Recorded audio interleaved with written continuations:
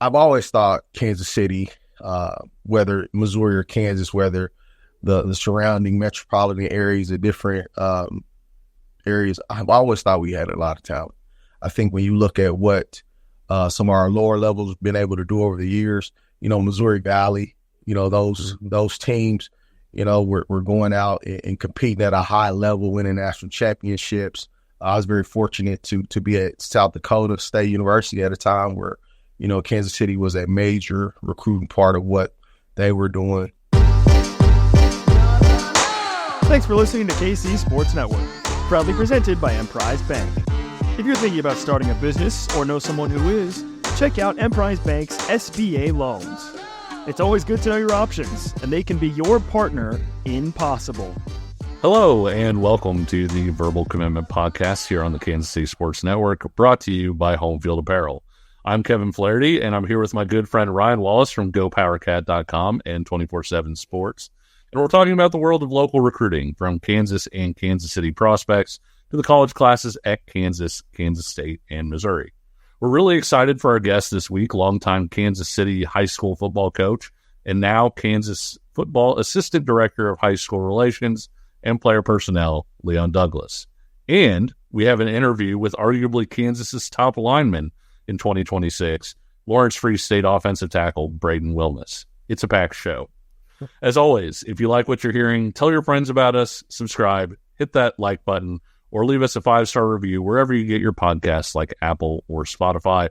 All those things help us to grow the show and get us in front of more people like you. Those of you who watched last week probably aren't surprised by my headgear here. Most of you know that I went to Kansas and Ryan went to Kansas State, and we put a little wager on who would win the Sunflower Showdown.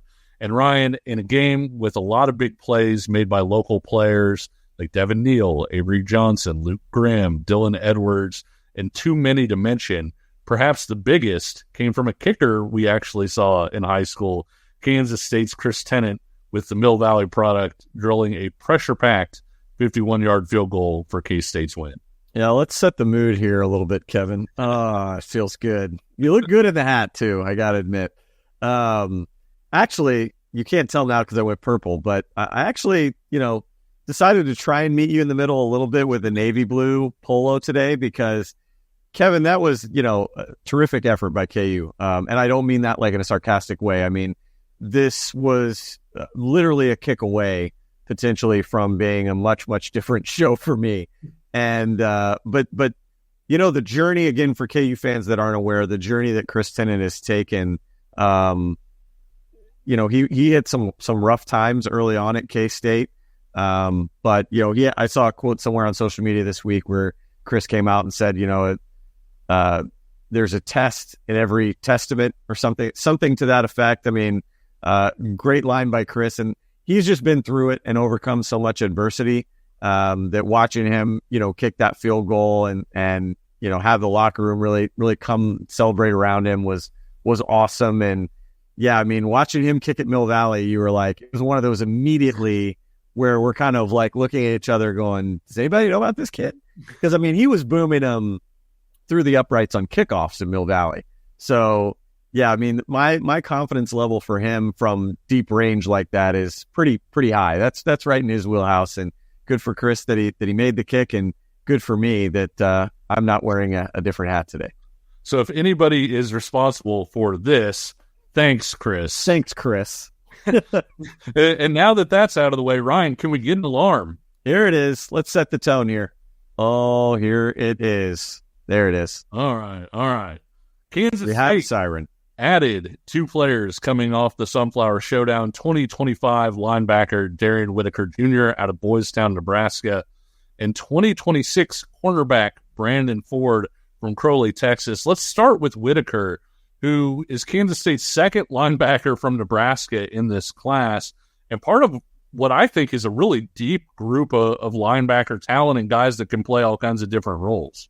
Kevin, I've been touting this guy on our message boards at Wabash Station over at GoPowerCat.com since I witnessed him in late July at K-State's final elite summer camp of the offseason. He was unbelievable. When you watch the highlight tapes, you'll get a taste here of his athletic ability.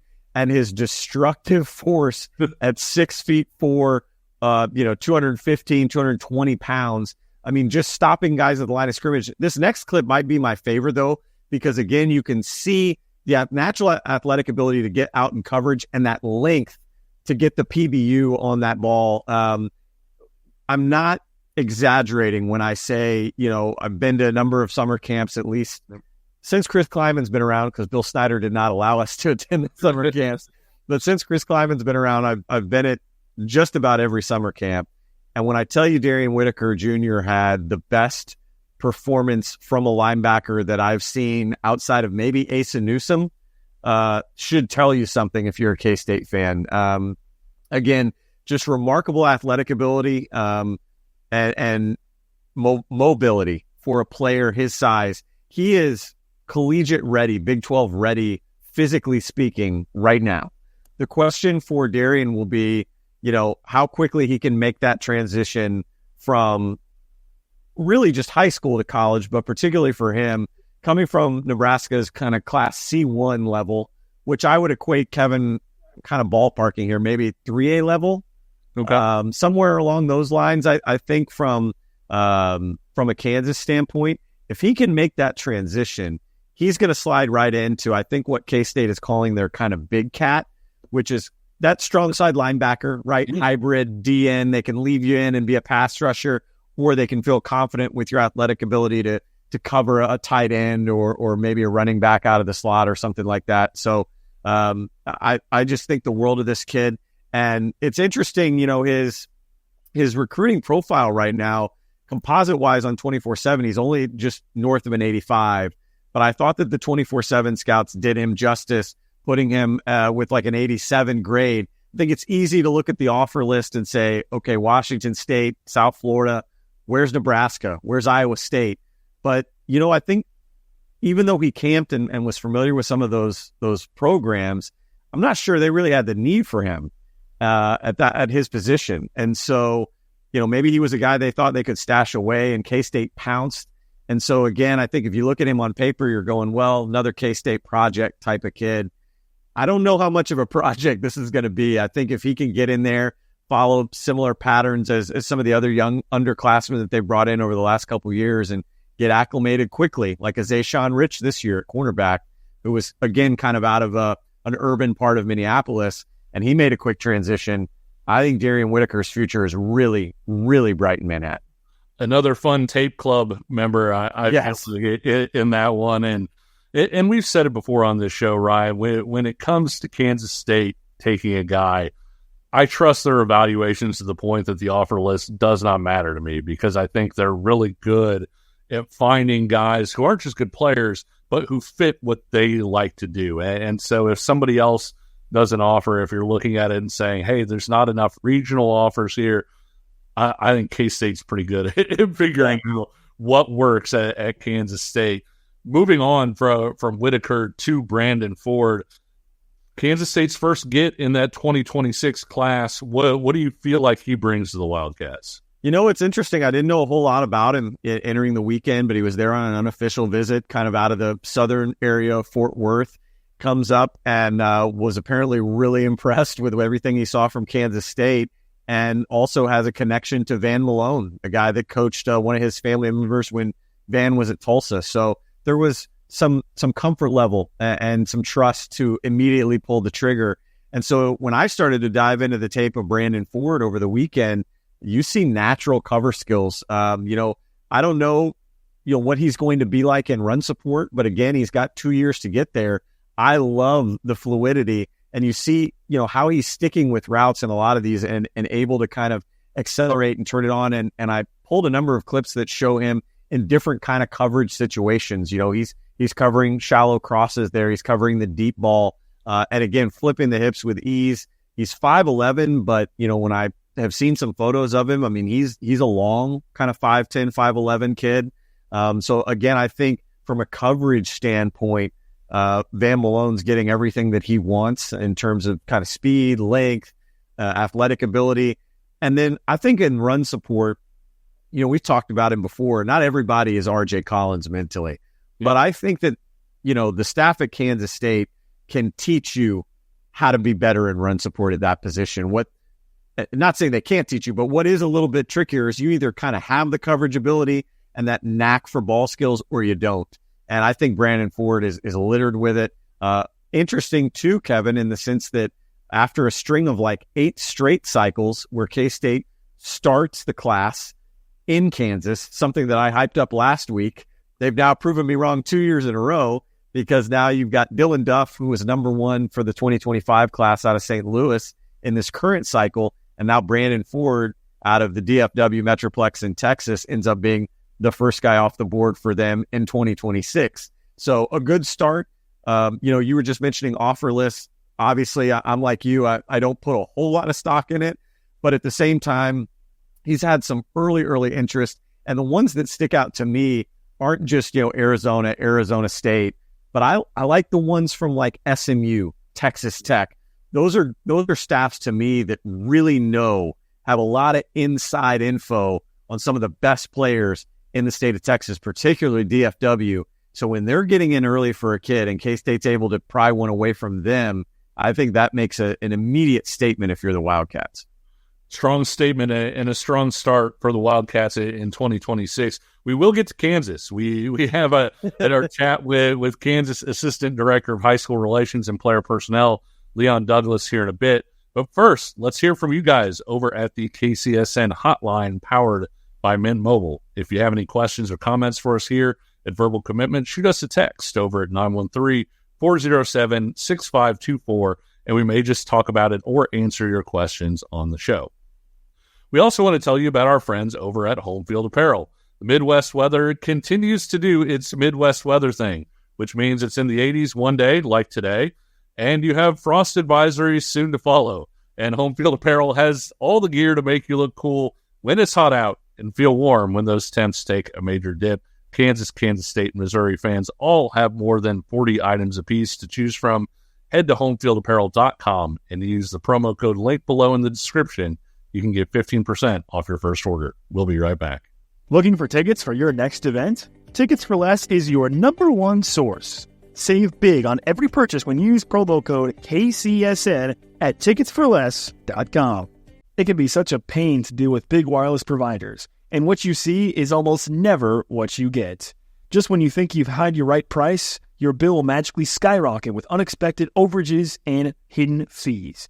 So when Mint Mobile says you can get $15 a month when you purchase a 3-month plan, they mean it. So you can say bye-bye to your overpriced wireless plan's jaw-dropping monthly bills with Mint Mobile. Mint Mobile is here to rescue you with premium wireless plans starting at just $15 a month. And if you're worried about using your own phone and keeping your phone number and your contacts, you can do all of that when you switch with Mint Mobile. So ditch overpriced wireless with Mint Mobile's deal and get 3 months of premium wireless service for just $15 a month. To get this new customer offer and your new 3-month premium wireless plan for just $15 a month, go to mintmobile.com/KCSNVC. That's mintmobile.com/KCSNVC. Cut your wireless bill to $15 a month at mintmobile.com/KCSNVC. $45 upfront payment required, equivalent to $15 per month. New customers on first 3-month plan only. Speed slower above 40 gigabytes on unlimited plan. Additional taxes, fees, and restrictions apply. See Mint Mobile for details. Welcome back to the Verbal Commitment Podcast, sponsored by Home Field Apparel. And let's get into the high school side of things a little bit. We hit a doubleheader this past week, catching the first half of Tonganoxie's 38-37 overtime win over Ottawa before heading to Lawrence Free State to see the Firebirds' 24-14 win over Lawrence in the city showdown. The latter game produced this week's unsung star of the week, Free State defensive tackle Hiram Vayono. Ryan, you've been on Hiram for a while, but I get the feeling you came off even more impressed after seeing him in person in pads against Lawrence. I was going to say, I mean, this is a kid that we've kind of been talking about, that we've known about a little bit, probably since January, February, going back to this past winter. And, just talking with Coach Stewart over at Lawrence Free State, he's been high on Hiram, and I had a chance to see him over the winter again without pads. And I'm like, okay, you passed the eyeball test, right? And then we start to see him in camp settings, and he's physical, and you like what you see there. And now it's like he's taken it to another level this fall. Kevin, you now seen him twice. once at Manhattan, once now against Lawrence. And again, I think we both came away impressed. We knew he was good kind of in the closed space. We knew that his leverage and his natural power with that wide base, that he's able to play run support, that he's able to get pressure in the backfield just because he's so much stronger and more powerful. But what has immediately caught our attention, Kevin, and I finally got to see it in person on Friday night, is the way that he pursues for a player inside. Yeah, he's getting sideline to sideline and making plays. And that's a couple things, Ryan, right? Because you have to have the motor to get out there, but you also have to have a level of athleticism to do it too. There aren't a whole lot of defensive tackles in high school football, I feel like, and especially a lot of the games that we go to who have legitimate size and are making plays along the sidelines. And so he was a guy that the first time I saw him against Manhattan, I really expected him to be more of sort of a classic nose, like, right, nobody's going to be able to run through this guy. He's going to hold up blockers really well, be powerful at the point of attack. Ryan, we've gotten to see that, but we've also gotten to see more of a playmaking ability. And, God bless Coach Stewart having a rhino package where he puts Hiram at fullback to run some of his stuff. We got to see some of the athleticism on display as well. No doubt. And, when it comes to recruiting, you look at, since it's fresh on our minds, you look at KU, there's some experience that they'll lose, I believe, at the defensive tackle spot moving forward, just as I think K-State is starting to prepare for life, without Uso, without Damian Alalio.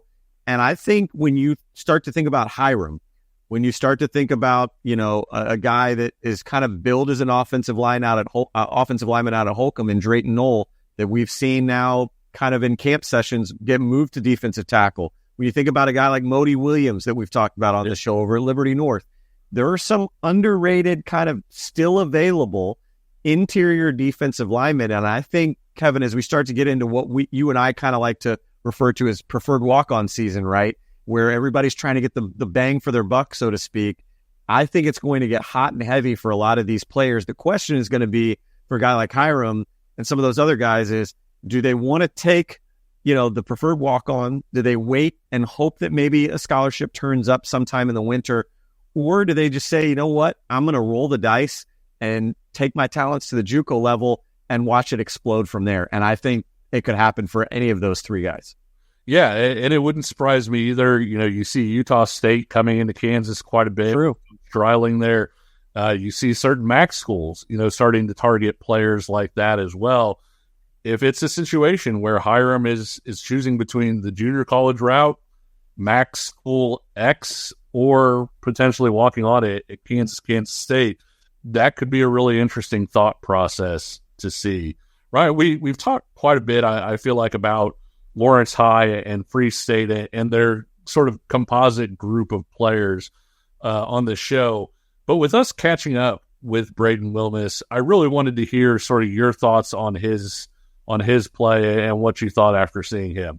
I keep kind of going back to the well with this one and going back to the same kind of adage that I keep kind of referring to with Braden. But for those around the area that have watched Free State and maybe are avid recruiting enthusiasts, you'll understand what I mean when I say this. To me, Braden is a combination of Calvin Clements from a technicality standpoint, from his sheer size. He's kind of lean but really long, right?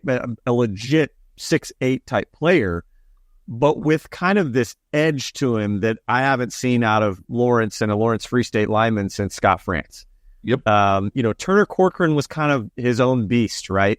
But when you combine the Clements and the France, I think you get Braden Wilmus, and that's why I'm so high on him. Is I love a lineman that's got the length and the technical ability and can be so humble, as you'll hear in the interviews, and just a super generous, nice kid. But at the same time, between the lines, we'll talk it to you. You know what I mean? We'll kind of have that dog in him, so to speak. And you get that with Braden Wilmus. I think he's the real deal, Kevin. I think when you look at the offensive lineman that we've been able to see over the course of the last 2-3 weeks, and you think about what Braden Wilmus brings as an offensive tackle and what Max Robinson could bring as an inside, offensive guard, I think that there are two really good and well-rounded packages that are already pretty close to ready to go, as you're going to find in the state on any given cycle. I would agree with that. And Will Miss, of course, very excited for Free State to get that city showdown win. While talking with us after the game, he went on to update where his recruitment stands. So check it out. So a win in the city showdown, what's going through the head right now? So I'm so happy. I haven't gotten a W against them in football my entire career. Like, lost last year, I lost my freshman year, so I'm feeling everything. And my team, we played so well. Oh my gosh, we were loving it. It was such a good game. Everyone played amazing. It seemed like you guys really helped close it out with some physicality. What kind of pride do you have in being able to do that? Man, I'm so proud of us boys, us O-line. We've been working our butts off all year, and just pound it down their throat and prove who's bigger, who's stronger. I mean, that's what it's all about in the offensive line. You feel sorry for somebody when you see Hiram lining up at fullback and they got to deal with the line. Put him in a blocking back. It's amazing. Just get to tee off on those guys. It's amazing. And oh my goodness, he plays so hard. Every single guy on our team does. And that Rhino package we were doing at the end, that was awesome. That's smash mouth football right there. Now, obviously, you played quite a bit last year. How do you feel like you individually got better over the course of this year?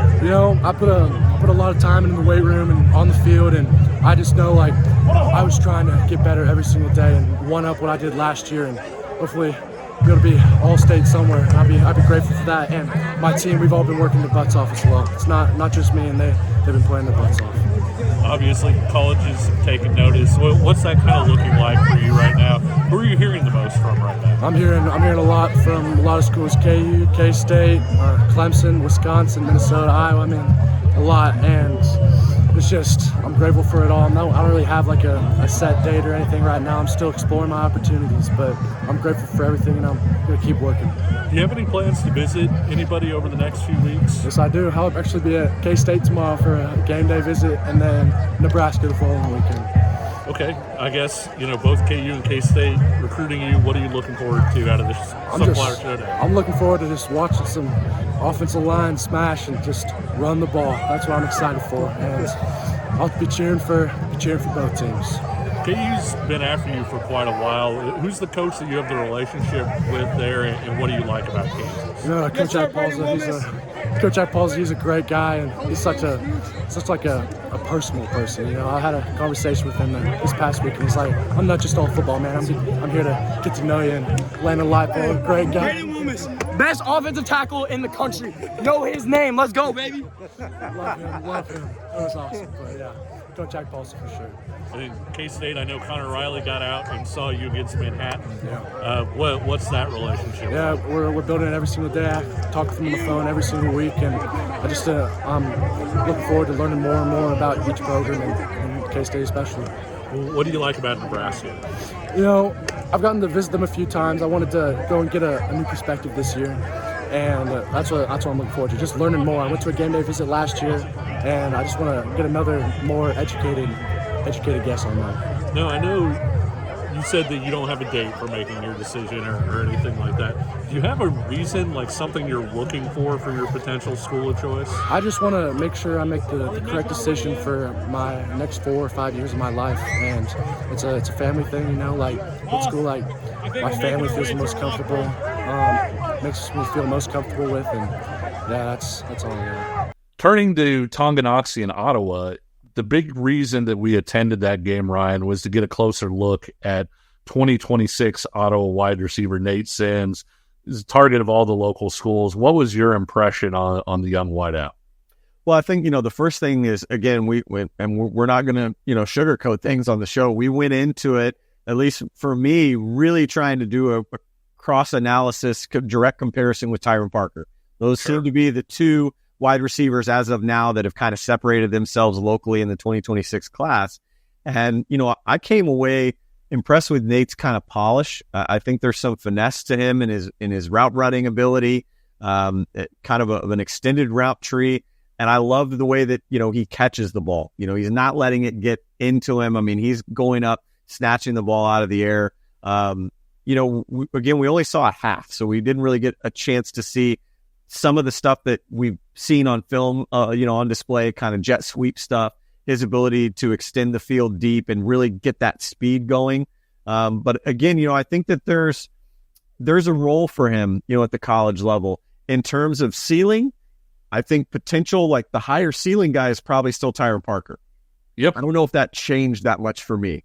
But in terms of like what you're going to get out of both of them, I think Nate Sims might be the more ready right now of the two in terms of his ability as a receiver. And I will say, I still like the fact that both of these guys, Kevin, are playing both ways. I think that's going to help them in the long run if they stick on offense. And I say that more for Tyron than Nate. I think Nate's a bona fide receiver. I think that's going to help them tremendously, and just in terms of their knowledge of what they're seeing from a defense and how a guy's playing them. So being able to get in there and kind of see things from the defensive side is only going to help them moving forward. Yeah, I agree. I think Sims, there's a lot working for him there. He's 6 feet tall. He's really fast, especially in a straight line. The thing that I maybe didn't notice until we got there from a positive standpoint was the way he attacks the football. He is a hands catcher. He can go get it. He's got a catch radius to him. He can go down for it. He can go up for it. Good basketball player. And I think that's maybe where you see that come out pretty well, is the fact that he's able to attack the ball in the air and maybe has a little bit more skill as a catcher than I gave him credit for heading in. I think the route running is going to be interesting to see, the agility, how he continues to fill out his frame and get stronger. Those are all things that, hey, he's in 2026. He doesn't need to be perfect right now, but those are all things that I'm going to keep an eye on here heading into the next year or so. And I'll be honest with you, Ryan, one thing that I'll be really interested to see is, does he take steps this spring and summer to go out, do 7-on-7 and things like that, where he'll get tested at a higher level than he currently is with Ottawa's schedule? No doubt. Yeah, I think all those things will benefit him. You mentioned kind of getting bigger, stronger. We know he's quick, but being able to kind of withstand that contact and maybe take himself into contact, with more confidence. I think all those things should benefit him and could take his game to the next level here in the offseason. I like the idea of maybe getting some 7-on-7 involvement and, again, just continue to grow and expand himself as a wide receiver. The pieces are there, right? And, that night, the KU gloves were on too. So, he's a guy that I think would fit in well with their scheme if that's the way he decides to go. I could see that fit. This week brings the start of the Kansas playoffs, and with it, another set of prospect pit stops, plural, for us. We're planning to start off with Bishop Miege traveling to Lewisburg before heading over to St. James Academy playing at Blue Valley. A lot of prospects in those two games, including Alabama commitment Dawson Merritt for Blue Valley. But Ryan, I really wanted to home in on a pair of Wildcat defensive commits, one in each game. Yeah. We're going to see Ashton Moore at Lewisburg and then see Maguire Richmond at Blue Valley. Yeah, I'm excited at the chance to see Ashton again. I think it was his sophomore year, Kevin, when we were down there watching him against Aquinas. And again, one of those kind of EKL teams that came down there. That was deeper into the playoffs, and Aquinas steamrolled Lewisburg. This seems like it could be a little bit different matchup this year, but we'll see a kind of a contrast in styles. But that kind of is what attracts me about this particular matchup is obviously it's always good to see Ashton's athletic ability, particularly when he's a ball carrier on offense, but, having to cover a little bit more than maybe he's used to in the Frontier League outside of a team like maybe Ottawa, maybe Spring Hill, Miege, I think with Marco Rodriguez has the chance at least to test that Lewisburg defense through the air in ways that maybe they're, again, not accustomed to on a week-to-week basis. So being able to see Ashton Moore drop a little bit, we know that he's kind of that mini machine between the tackles, stout tackler, right? But what other facets of his game as a future linebacker in Manhattan does he bring to the table?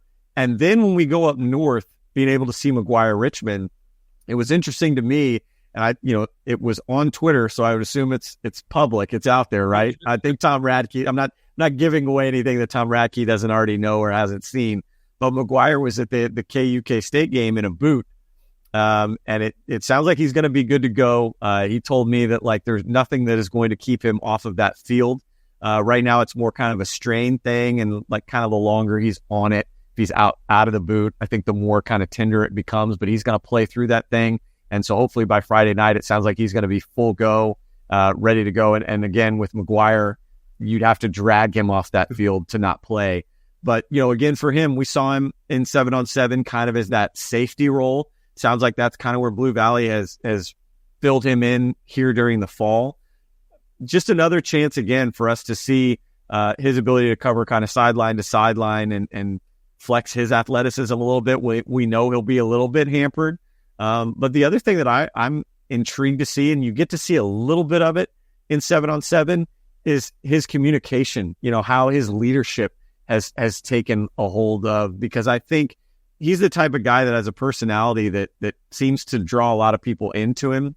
And I think that has the ability to really make him a locker room voice at K-State if he chooses to use it, right? Once he's a little bit older and learns from the ropes, so to speak. But I'm interested to see kind of that side of Maguire a little bit on Friday night as well. And, regardless of what way the game is going, kind of how he holds the ship, afloat, right, so to speak. So I'm excited for that. And it's always nice to be able to see him as a tight end and a punter and maybe kicker too, because that's an area that few people would expect a guy his size to excel in, and he's damn good at it. At 7-on-7, I know we felt like we had maybe underrated his athleticism a little bit because he had been so banged up in the past, and so we hadn't gotten a chance to see him at full speed. The agility was on display. You got to see him show a lot more quickness. Hopefully, like you said, with him being in a boot, he's able to display those things with season on the line in a single elimination game in this case. One more guy that I wanted to throw out very quickly, sure, that I know you and I have talked kind of behind the scenes about, but this is our first chance. Well, not our first chance, but our first chance this year to really get to see him.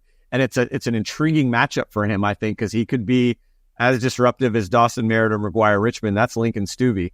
Yeah. I think that this is a good opportunity for us to see kind of what he's all about. There's been some FBS kind of military academy level attention for him. And I know the coaches over at Blue Valley are really high on him.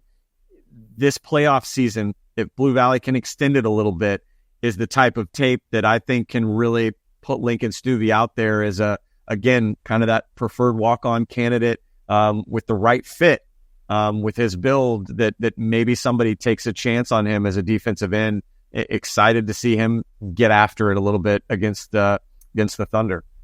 Flip side of that matchup too, I really look forward to seeing Conley Hovey, a guy that both of us have seen and saw at KU's camp over the summer, see him in full pads and see what he can do against some pretty high level players on that team. But up next, our interview with Kansas football assistant director of high school relations, Leon Douglas. We'll be right back after this. We appreciate you supporting KC Sports Network by listening to our podcast. You have helped us become the highest-ranked Chiefs podcast network in 2022 and 2023. And don't forget about our daily Substack newsletter, the best written analysis you can find on the Chiefs straight to your inbox every day. kcsn.substack.com.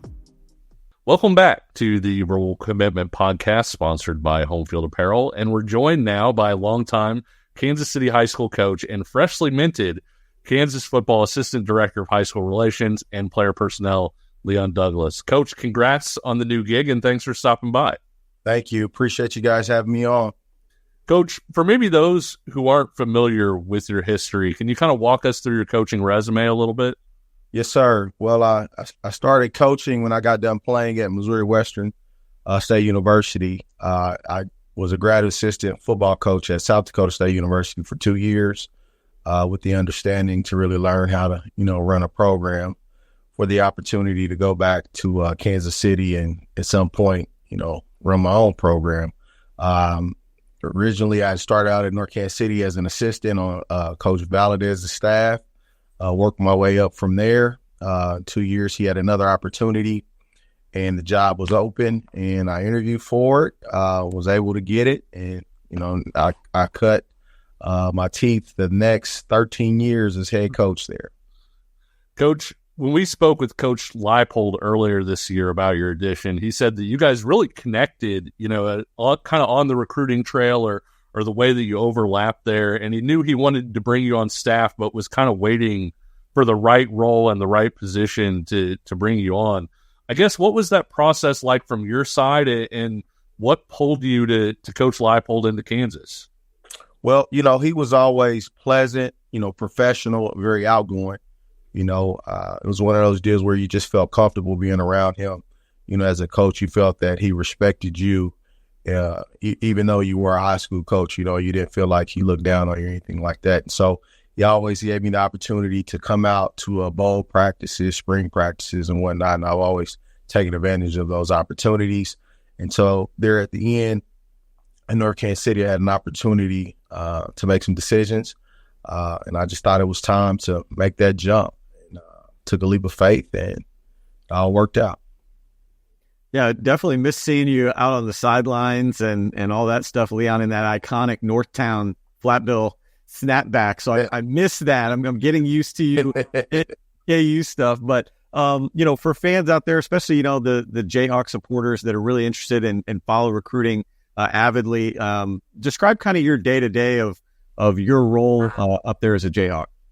So first and foremost, my official title is Assistant Director of High School Relations. So just with that aspect, serving as a conduit with our local coaches, both on the Kansas and Missouri sides and across the different high school programs that comprise our football roster, just supporting those and assisting in communications as well as also have a big part in our player development piece, where I assist our player development director with some things. A lot of it is really just, being there to not only support our staff, but ultimately support the high school programs within the area to know that, KU football supports them. Leon, I was going to say one more thing that I was curious about, and I know you're not really one to toot your own horn, but I'm going to see if I can get you to try here for a minute.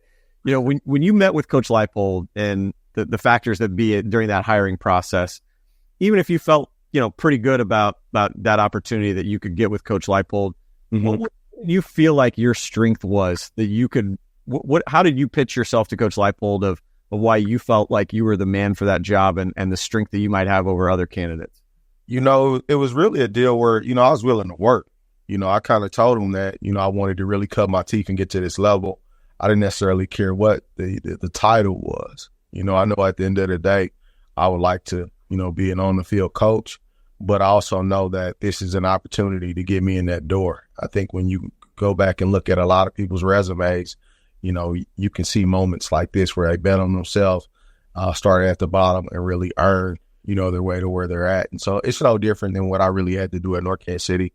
There at the end, last 4 years, I was fortunate to be an assistant principal. So I'm very accustomed to, just working my way through things and expanding my territory and whatnot. I'm not somebody that's really caught up on, various responsibilities and titles. I just wanted to be put in a position to learn, to assist the program and develop my skill set. I'm very fortunate that I get to sit in our defensive meetings. I sit in on that side of the ball as well as with our defensive backs, just to continue to learn the game and advance my own skill set within the game. And then, the player development piece is very comparable and very similar to, what I've been doing the last X amount of years as a high school educator. And so, I think my skill set's definitely found a way to make an impact. The high school relations piece is awesome because, I was actually the next president for the Greater Kansas City Coaches Association. Yeah, very active there. And that's one thing that I, kind of had to, take on because of this role, but I'm still heavily involved with those guys in regards to just extending them opportunities here at KU, with our football program. Yeah, I wanted to ask, you've obviously been on the other side, as a head coach where programs come in to recruit your players. How does that experience help you? I mean, you know kind of what the coaches are looking for, but how does that help you when you're able to call somebody up and say, hey, look, I was in your spot. I know what you're looking for. You know, it's really a full circle moment. You know, yeah. A lot of the things that I've really been able to put into practice here were things that I experienced as a head football coach, and that I really learned and really said, you know, that I appreciated that. You know, one of the things that I've tried to do every week, I really challenged myself to write 10 letters to 10 coaches across Missouri and Kansas, just introducing myself, just, you know, sending them an encouraging word or congratulatory word, you know, just things like that, just building that reciprocity and the opportunity for a relationship to develop. So ideally, we can get to the point where they would feel comfortable with reaching out to us and letting us know how we can support them, whether or not they have any student athletes within their program that we need to get eyes on, you know, in regards to that evaluation process. Over your time in North Kansas City, you had kind of a who's who of coaches that were stopping by, you know, to see your players. I mean, PJ at OU and Edric at Alabama, and the countless other coaches that went in on those guys, and Dominique Orange, and the list goes on and on. Kind of piggybacking off what Kevin just asked you, you know, from your old position as the high school coach, kind of enlighten us a little bit in terms of what separates a good recruiter. I mean, when you think about the guys that came through North Kansas City, what was it that kind of made them elite at being able to sell their program and eventually land guys? You know, I think just very authentic in building relationships with not only the kid, but also their stakeholders, you know, to get to a point where there's a development of trust, you know, that's a two-way street between that individual and their stakeholders and that coach and that athletic program and that college and whatnot. Someone that is consistent, you know, brings energy, you know, somebody that really knows how to really adapt and adjust their personality, really fit the needs, you know, of that student athlete, because some kids love it, soak it up, and some really don't and really want to get right to business. So, you know, you got to be able to judge the kid as well as their family in that regard. Is that one of the strengths of the Kansas program? I mean, when we talk to recruits, they always talk about the level of communication and the relationship building that's there. And when we talk to players who are in the program, they talk about knowing exactly where they stand. And so was that a natural fit for you with that sort of trust and communication level that they attempt to build there? You know, for sure. I think when you look at what Coach Leipold has done with this staff, majority being intact, you know, along through his journey from Whitewater to Buffalo to here, that's an aspect of their skill set that, you know, is effective. It's intentional and very purposeful in what they do. You know, we just spent the last 90 minutes to 2 hours, you know, calling kids, you know, across the country in regards to our power hour in that regard. So, you know, very much a people first program.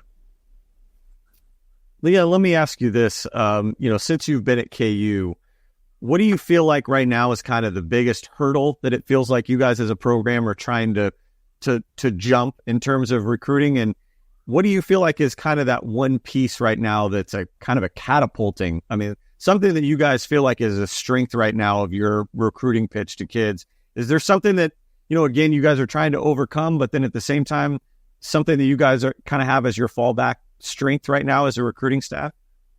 You know, I think, you know, in the past, you could always say from a facility standpoint, right, you could look at throughout the landscape, just not only, you know, across the country, but in the Midwest, and say, oh, well, they don't have this or we don't have that. But now, you know, with you know, the new stadium project underway and all that entails, you know, that's something that's being taken care of. The new facility that we're in, just the upgrades from there, that puts us on level with anybody in the country, in my opinion, in that regard.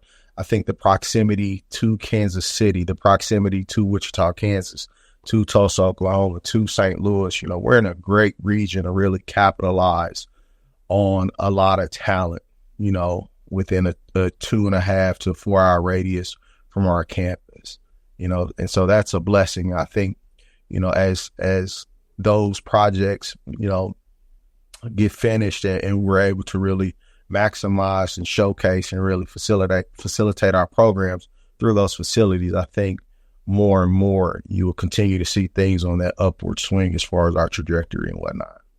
I kind of wanted to piggyback off the facilities thing a little bit because, this year you guys don't have home games, obviously, played some at Sporting KC, some now at Arrowhead. Is there an advantage to that, to getting to play in Kansas City and show the program off in Kansas City like that? For sure, I believe so. Me being a Kansas City kid, born and raised, I actually still live there. I think the opportunity where you can say, let's go to Arrowhead, right? Mm-hmm. We know what the Kansas City Chiefs are doing right now, to be able to play in that type of venue, to be that close to professional football. A lot of these young men, that's one of their goals of life, is to get to that level, to get them so close to that level. In that regard, I think it's an awesome experience, not only for our players that's on our current team, but our future players that we bring in on recruiting events, and we're showcasing Arrowhead and showing them the different aspects of that stadium. At some point, there's going to be a young man that can look back and see that moment as the moment, where a lot of things change, that really put, those opportunities in focus. Why, as a native Kansas Cityan, right, and as somebody that's so well connected throughout the metro, why can KU be the one to have success? How do you feel like KU can make Kansas City their own, and why do you feel like it's set up that way? Growing up, I never realized how close Lawrence, Kansas was. Mm-hmm. Literally from my house, probably 35, 40 minutes, door to door. And so I think just that central proximity, and I think just the opportunity to really even look at the scope and sequence, not from a state perspective, but really from a metropolitan area, a community that is really together and really is fluid as far as going back and forth, between interstates and whatnot. I think that's an awesome marriage there.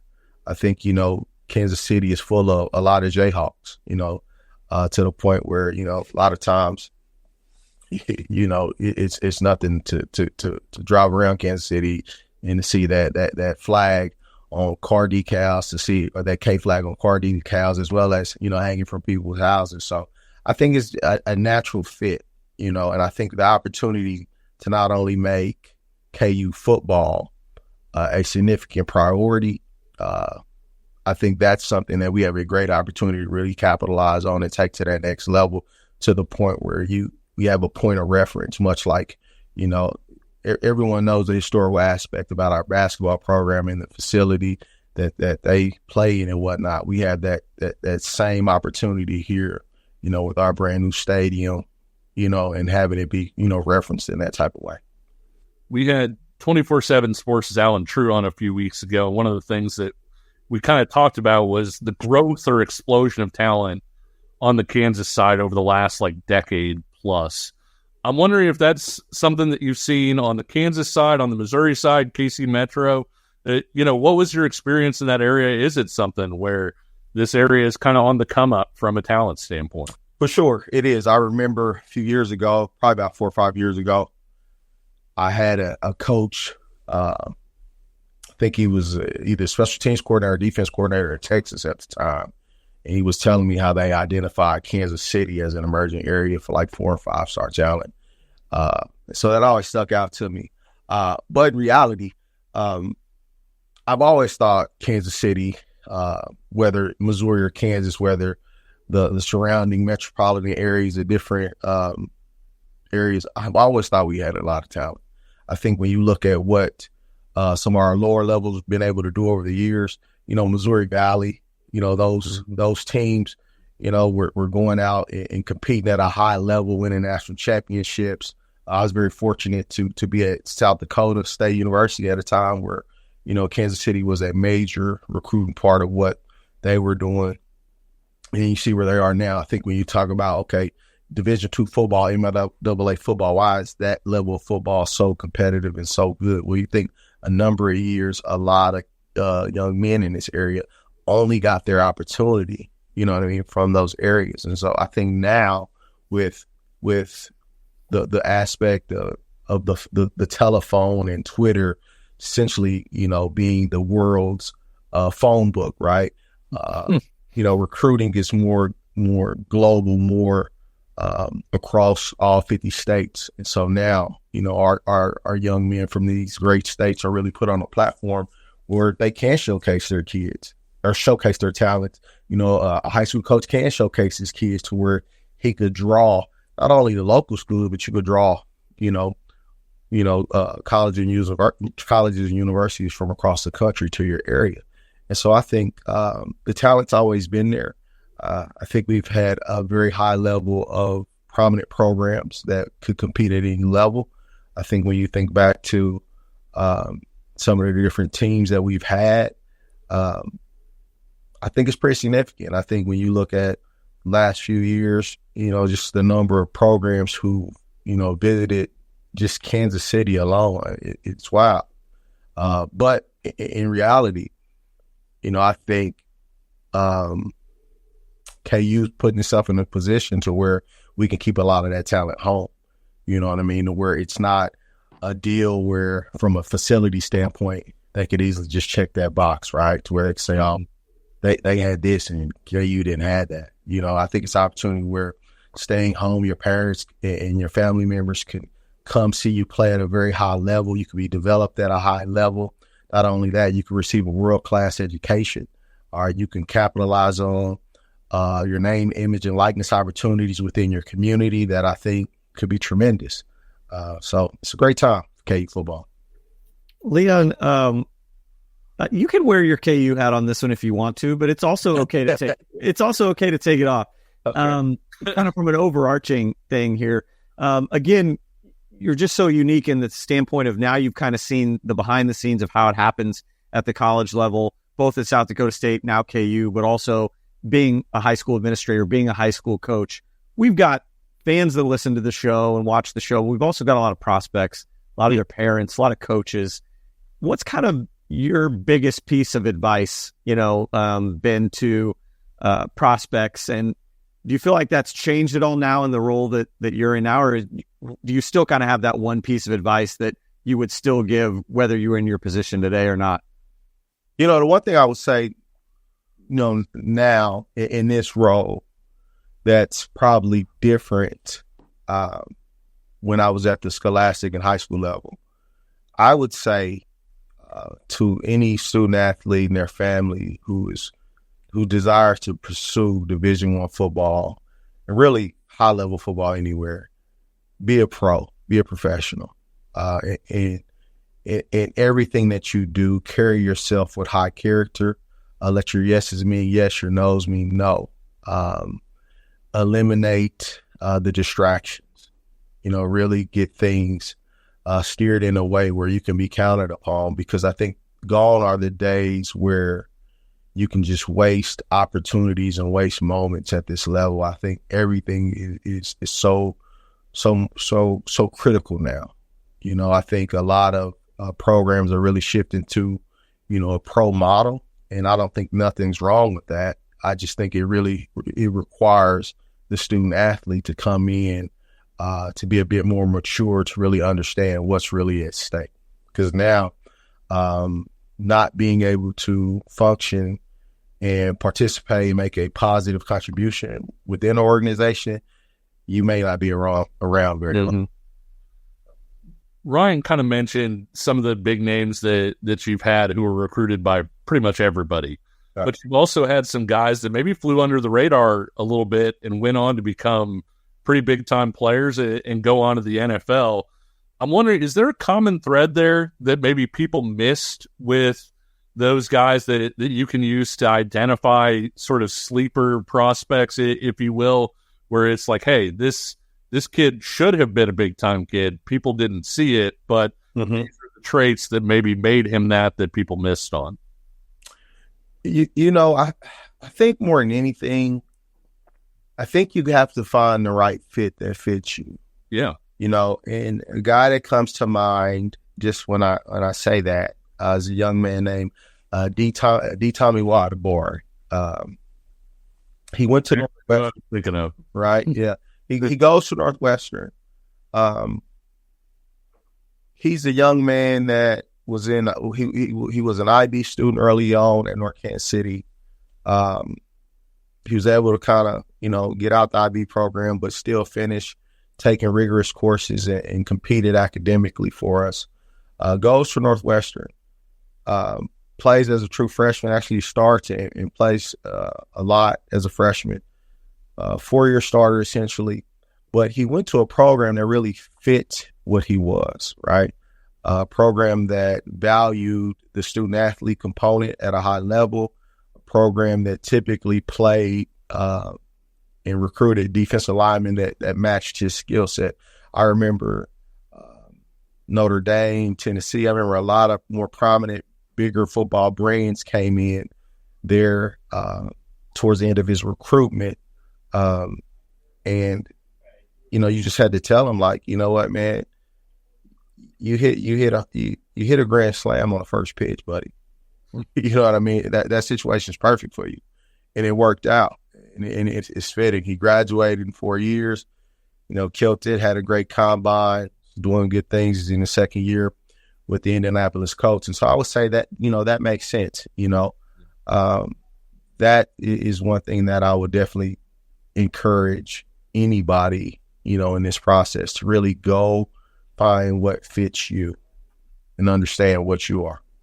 I knew Tommy was going to be a dude when I show up at the 2018 Missouri State Championship playoff bracket, and Northtown is playing Staley. And you probably remember this game, Leon. Kevin, it was about -15 wind chill. To this day, it is the only game that I retreated to a men's restroom at halftime simply for the heat. And here comes Tommy out there sleeveless. And I mean, he's not even like shivering. Yeah. Played the entire game sleeveless, just like it was a 83 and balmy outside. And I was like, this is a dude here. And then he played the way that he did. Let me finish on this one with you, Leon. And again, we'll have some fun with it. But again, a lot of Kansas City folks obviously tune into the show. You're a Kansas City native, spent a lot of time in the Metro. Mm-hmm. What's kind of your go-to spot for some grub and maybe your favorite barbecue joint? Ooh. Oh, man. Woo. You can't, since, I spent so much time there in North Kansas City. North Kansas City has a great food scene that's very underrated, and from a variety of types of food. Yeah. Hayes Burger Shack, you can't go wrong there. You can't go wrong, with chicken and pickle. You can't go wrong with the it used to be Jersey Boys, but I think whoever owns Taze owns that, and they have Philly cheesesteaks. That's pretty good as well. In regards to barbecue, I love it's a sleeper. I love Big T's off Eastwood Traffic Way. Ooh. They're one of the few places who has rib tips, fries. So okay. I like that. But again, I think the best bang for your buck in Kansas City in regards to barbecue is actually at Jack Stack's Barbecue. It's one of those platters where you can pretty much feed your whole family. There was a time where I used to try to eat that whole platter by myself, but I got things in check now where, I'll split that between myself, my wife, and my son. So. Well, Coach, for any coaches watching or who want to get a hold of you, is Twitter the best way? What's the best way for them to contact you? Twitter's perfect, at Coach Lee Doug. For so many years it was at Northtown Football, but at Coach Lee Doug, feel free. My KU email is leon.douglas@ku.edu. Definitely here to support. We have 2 more games there at Arrowhead Stadium. We want to get as many high school athletes and programs who want that opportunity to take in a game in that venue we have opportunities. I've sent out some messaging through the various coaching associations. So love to have you guys out for a game. Well, Coach, thanks again for joining us, and thanks to all of you for watching and listening to the Verbal Commitment Podcast here on KCSN. If you like what you've seen or heard, give us a like, subscribe, or leave us a 5-star rating. And until next time, we'll see you on the trail, and take care.